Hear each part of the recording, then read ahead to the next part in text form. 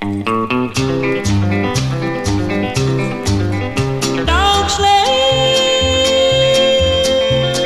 dog sled, mush.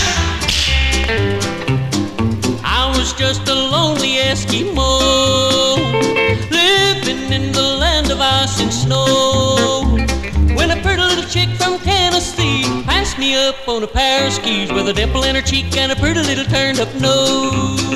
Dog sled, mush, stretch a leather. She was the prettiest thing I ever saw.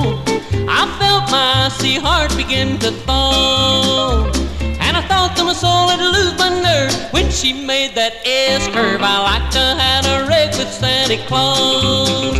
Dog sled,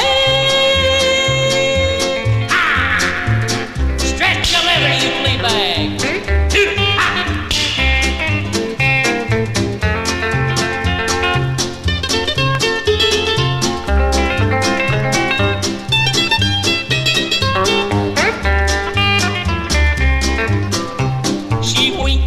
And it tickled me to my toes.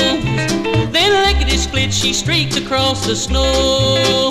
I told my dog that the old whip crack, roll that tail and hump that back. I'll get her if I have to climb the North Pole.